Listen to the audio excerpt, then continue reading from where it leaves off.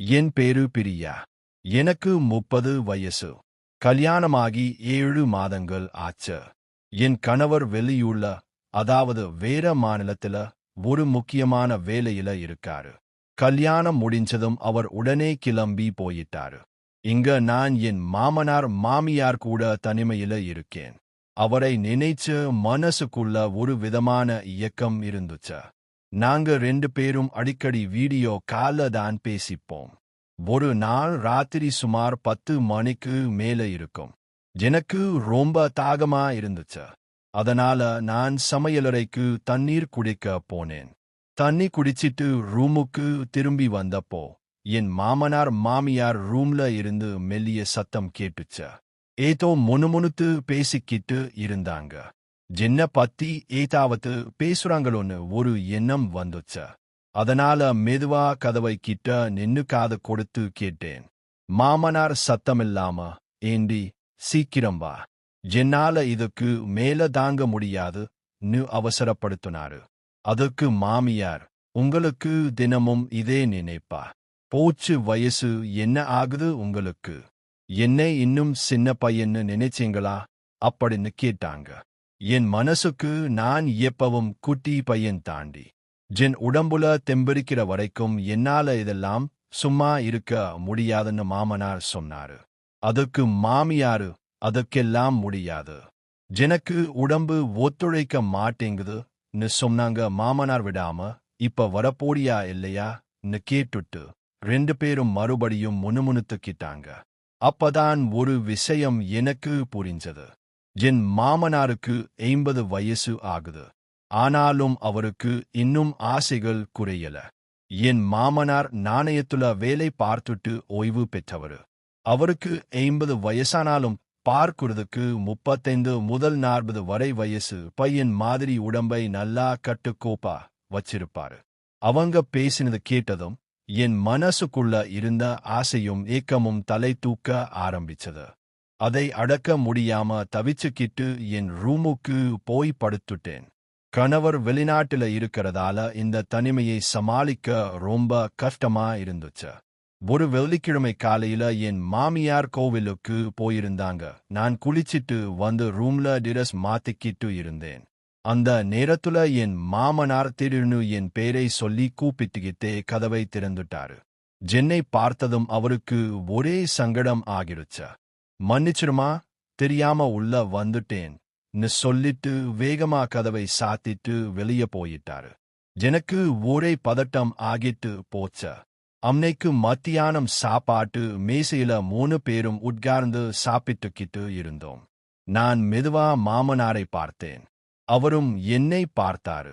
மாமியார் எங்களை பார்த்து, என்ன ஆச்சு உங்களுக்கு? 2 பேரும் ஏதோ ஒரு மாதிரி அமைதியா இருக்கீங்களேன்னு கேட்டாங்க. நாங்க 2 பேரும் ஒண்ணுமே பேசாம முழிச்சோம். மாமனார் சமாளிச்சு, ஒன்னும் இல்லம்மான்னு சொல்லிட்டாரு. அன்றில இருந்து மாமனாரோட பார்வை என் மேல கொஞ்சம் மாறி இருக்கிறதா நான் உணர ஆரம்பிச்சேன். ஆனா அது என்ன பார்வைன்னு என்னால சரியா புரிஞ்சுக்க முடியல. ஒரு நாள் மாமனார் என்கிட்ட சத்தம் போடாம, பிரியா, ஒரு டம்ளர் தண்ணி கொண்டு வரியான்னு கேட்டாரு. நானும் கொண்டு போய் கொடுத்தேன். தண்ணியை வாங்கும்போது மெதுவா என் கையை தொட்டாரு. நான் உடனே தண்ணியை கொடுத்துட்டு அங்கிருந்து வெளியே வந்துட்டேன். அடுத்த நாள் ராத்திரி என் கணவரோட வீடியோ கால்ல பேசிக்கிட்டு இருந்தேன். ஜன்னலுக்கு வெளியே யாரோ எட்டி பார்ப்பது போல ஒரு உணர்வு. உடனே கதவு திறந்து வெளியே பார்த்தேன். கிச்சன்ல என் மாமனார் நின்னுக்கிட்டு இருந்தாரு.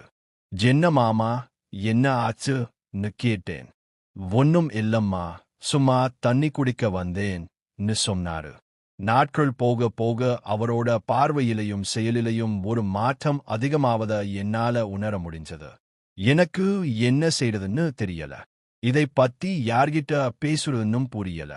2-3 நாள் கழிச்சு மாமியார் தால உட்கார்ந்து டிவி பார்த்துக்கிட்டு இருந்தாங்க. நான் சமையலறையில சமைச்சுக்கிட்டு இருந்தேன். மாமனார் தண்ணி குடிக்கிற மாதிரி கிச்சனுக்கு வந்தாரு. அவர் வரத நான் கவனிக்கல. மெதுவா பின்னாடி வந்து நின்னு என்னை தொட்டாரு. என் உடம்புல ஒரு சிலிர்ப்பு வந்துச்சு. நான் உடனே அவரை தள்ளி விட்டுட்டு கோபமா என் ரூமுக்கு போயிட்டேன். மாமியார், என்ன ஆச்சுன்னு கேட்டப்போ, என் மாமனாரை பத்தி சொன்னா பெரிய பிரச்சனை ஆகுமோன்னு பயந்து ஒண்ணுமில்லைன்னு சொல்லிட்டேன். அன்னைக்கு ராத்திரி என் கணவர்கிட்ட, என்னை உங்க கூட சீக்கிரம் கூட்டிட்டு போங்க, என்னால இங்க தனியா இருக்க முடியலன்னு அழுதுகிட்டே சொன்னேன். அவரு, இன்னும் 2 மாசம் பொறுத்துக்கோ, எல்லா ஏற்பாடு முடிச்சதும் உன்னை கூட்டிட்டு போறேன்னு சொன்னாரு. அடுத்த நாள் துணிகளை துவைச்சு மொட்டை மாடியில காய போட்டுக்கிட்டு இருந்தேன். அப்போ மாமனார் மொட்டை மாடிக்கு வந்தாரு. என்ன வேணும் மாமான்னு கேட்டேன்.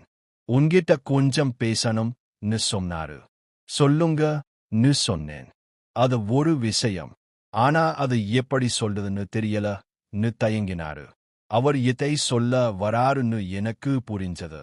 நான் கோபமா, நான் ரொம்ப நாளா உங்களோட பார்வையை கவனிச்சுக்கிட்டு இருக்கேன். நீங்க எனக்கு அப்பா மாதிரி. நீங்களே இப்படி தவறா நடக்கலாமா ன்னு கேட்டேன். அதற்கு அவரு, உன் பையன் வெளிநாட்டுல இருக்கான், நீயும் இக்கத்துல தவிக்கிற. எனக்கும் இதே கர்ட்டம்தான். யாருக்கும் தெரியாம இது ஒரு ரகசியமா இருக்கட்டும். இப்போ இதெல்லாம் சகஜம்மான்னு ரொம்ப சாதாரணமா சொன்னாரு. எனக்கு தூக்கி வாரி போட்டது. உங்களுக்கு அறிவே இல்லையா? இந்த குடும்பத்துல சண்டை வரக்கூடாதுங்கிறதுக்காக தான் நான் பொறுமையா இருக்கேன். இல்லன்னா உங்க மானத்தை மாமியார்கிட்டையும் என் கணவர்கிட்டையும் எடுத்துருவேன் கோபத்துல திட்டிட்டு கீழே வந்துட்டேன். ஆனா அவர் திருந்தின மாதிரி தெரியல. மாமியாருக்கு தெரியாம பலமுறை என்கிட்ட வந்து தவறா நடக்க முயற்சி செஞ்சுக்கிட்டே இருந்தாரு. நானும் இன்னும் 2 மாசம்தான், எப்படியாவது தப்பிச்சு என் கணவர்கிட்ட போயிடலாம்னு பொறுத்துக்கிட்டு அவர்கிட்ட இருந்து விலகியே வாழ்ந்தேன். ஆனா நாளாக என்னுடைய உணர்வுகளும் அதிகமாகிட்டே போச்சு. என்னால என் ஆசையை அடக்க முடியல. அவர் ஒரு நல்ல மனுஷன்தான், ஆனா இந்த ஒரு விஷயத்துல மட்டும் தவறா நடக்குறாரு. இது தப்புன்னு என் மனசு சொன்னாலும் என் உணர்ச்சிகள் சரின்னு சொன்னது. என்ன செய்யறதுன்னு தெரியாம மனசுல பெரிய குழப்பம். ஒரு நாள் சமையலறையில சமைச்சுக்கிட்டு இருந்தேன். அவர் மெதுவா பின்னாடி வந்தாரு. இந்த முறை அவர் வரத நான் கவனிச்சேன், ஆனா கவனிக்காத மாதிரி நின்னுக்கிட்டேன். மெதுவா பின்னாடி வந்து என்னை கட்டி அணைச்சாரு. நான் ஒன்னும் பேசாம அப்படியே நின்னுட்டேன். கடைசியில அவர் ஆசைதான் ஜெயிச்சது. நீ ஒன்னும் சொல்லாம இருக்க, அப்போ சம்மதம் தானே இசை மெதுவா என் காதல கேட்டாரு. நானும் வேறு வழி இல்லாம சம்மதம்னு சொன்னேன். எனக்கு தெரியும் நீ என் வழிக்கு வருவேன்னு. நாம எப்ப நம்ம விளையாட்ட ஆரம்பிக்கலாம் சந்தோஷமா கேட்டாரு. எப்ப வேணும்னாலும் எனக்கு ஓகேதான் சொன்னேன். அவர் சந்தோஷத்தில துள்ளி குதிச்சாரு. நாங்க 2 பேரும் சரியான நேரத்துக்காக காத்துக்கிட்டு இருந்தோம். அந்த நாளும் வந்தது. நான் என் எல்லைக்குள்ள அவரை விளையாட அனுமதிச்சேன். 50 வயசு ஆச்சு, என்ன பண்ண போறாருன்னு அவரை குறைவா மதிப்பிட்டேன். ஆனா அவரும் ஒரு பெரிய கிரிக்கெட் பேட்டை பயன்படுத்தி வெறித்தனமா விளையாடினாரு. யோ ராணுவ வீரரே, மெதுவா விளையாடுங்கன்னு நான் சொன்னேன். அதெல்லாம் முடியாதடின்னு சொல்லி அவரோட முழு ராணுவ போர்ஸையும் பயன்படுத்தி மைதானத்தோட அடியில இருந்து தண்ணீரையே வர வச்சிட்டாரு. வயசானாலும் உங்க சக்தி குறையல மாமான்னு சொன்னேன். அவரும், உன்ன மாதிரி ஒரு நல்ல குளம் கிடைச்சதால எனக்கும் கொஞ்சம் போர்ஸ் அதிகமாயிடுச்சுன்னு சிரிச்சாரு. வெளிநாடு போடுறதுக்கு இருந்த அந்த 2 மாசமும் நாங்க 2 பேரும் அடிக்கடி இணைந்து விளையாடினோம். முதல்ல குற்ற உணர்வு இருந்தது, ஆனா போக போக அதுவே பழகிடுச்ச. கதை பிடித்திருந்தால் மறக்காமல் சேனலை சப்ஸ்கிரைப்